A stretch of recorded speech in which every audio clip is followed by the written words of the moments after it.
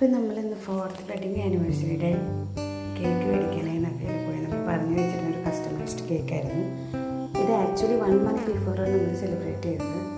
അപ്പോൾ ചെറിയൊരു cake cutting ആയിട്ട് മാത്രം നമ്മൾ സെലിബ്രേറ്റ് ചെയ്തു.